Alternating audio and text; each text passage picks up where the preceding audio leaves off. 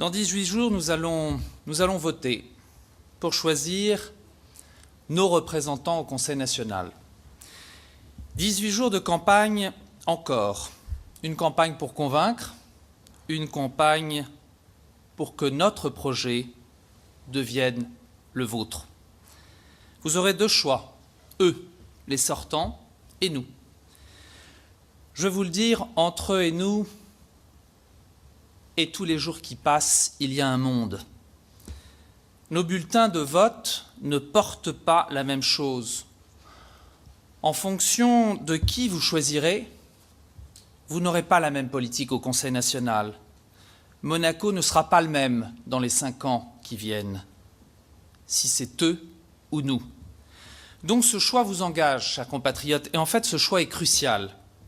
Oui, un monde nous sépare, eux et nous, entre le président sortant et moi.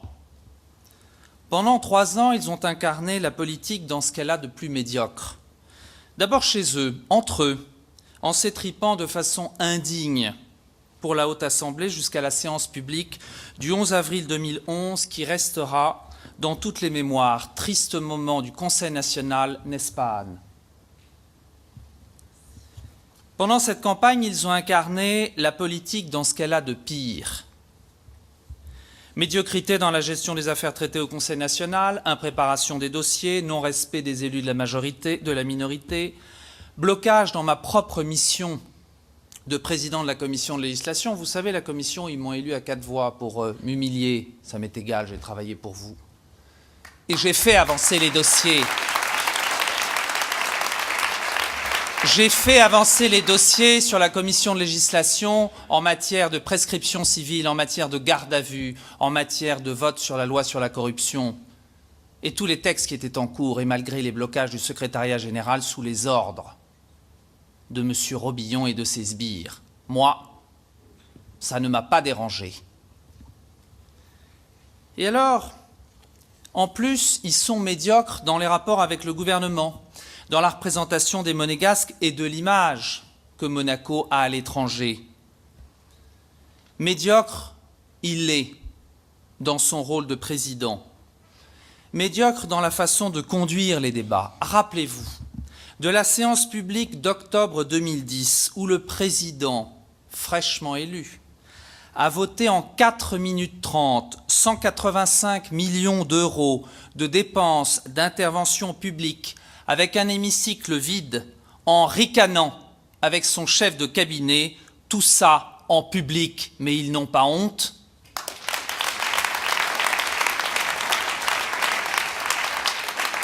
Il faut le dire et il faut continuer de le dire autour de vous, parce que je n'ai pas l'impression que les Monégasques se rendent compte des dégâts et du temps perdu. À quelques jours du vote, j'ai décidé de ne plus me taire sur ce que je considère véritablement aujourd'hui comme une imposture. Or, il est temps de dire les choses. La politique, c'est prendre ses responsabilités. Quand on est aux affaires, on ne fuit pas. On fait bien, on fait mieux, on fait de son mieux. Sinon, il ne faut pas s'étonner de la sanction électorale.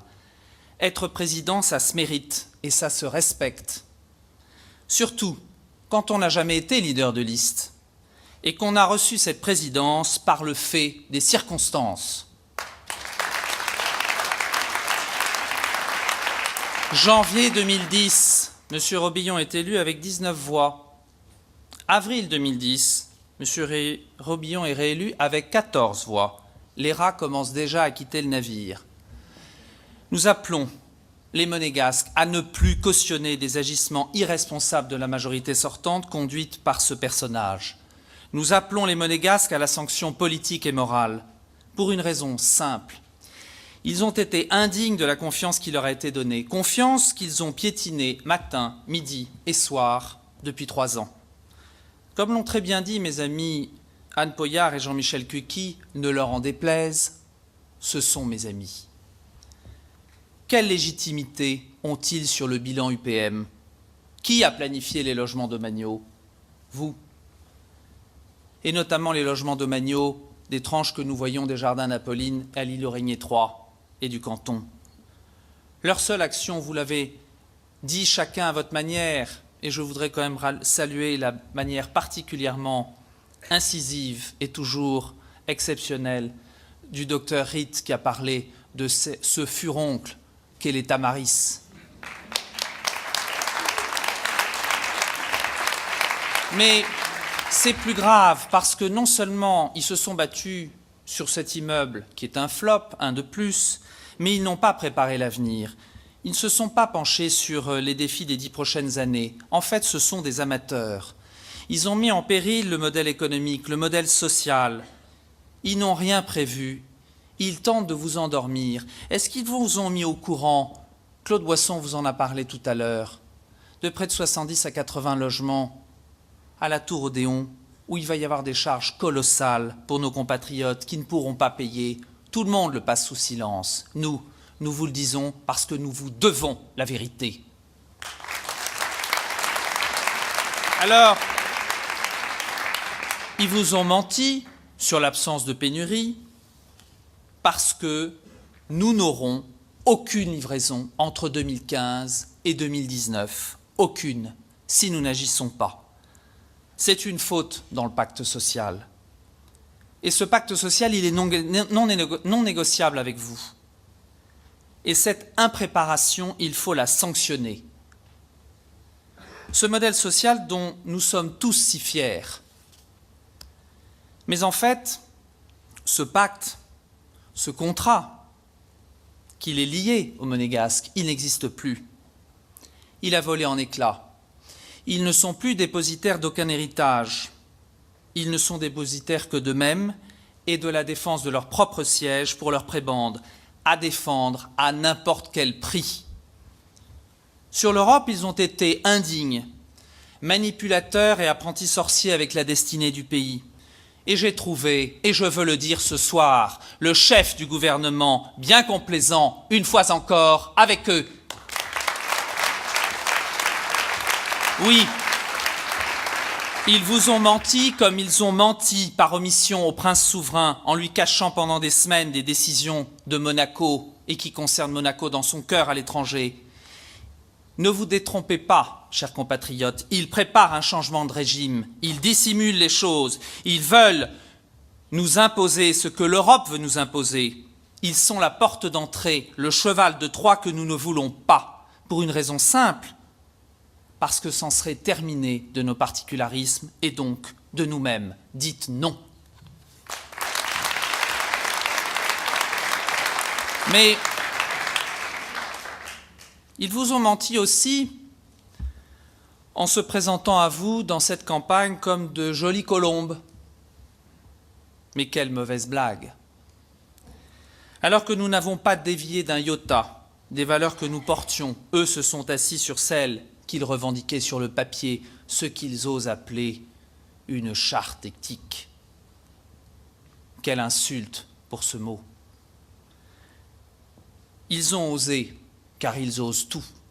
Le président, médecin de son État, écoutez bien, non seulement a dit 3 fois en séance publique que j'utilisais mon mandat à des fins personnelles, pour mes intérêts personnels, mais également avec le docteur Marquet, ils se sont livrés me concernant et ils m'ont traité de cancer, de tumeur, de virus.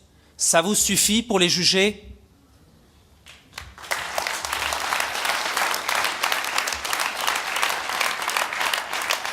Ils n'ont pas hésité non plus, et je voudrais ce soir lui rendre un hommage à notre directeur de cabinet qui a fait la campagne de Stéphane Valéry en 2003, qui a fait la nôtre en 2008, David Vigneault, à le diffamer et à le mettre sur ses colonnes honteuses.